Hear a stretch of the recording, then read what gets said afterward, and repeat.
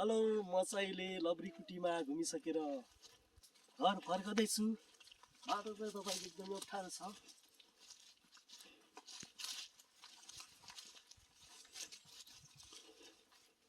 यो चाहिँ तपाईँको एकदमै रमाइलो ठाउँ रहेछ।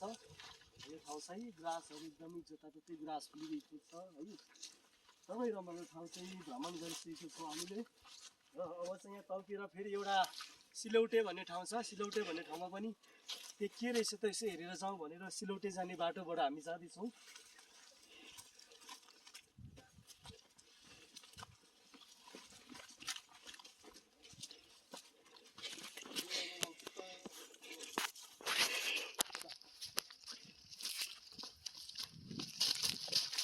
हामी आइसकेको छौँ। तल घर पनि देखिसकेको छ।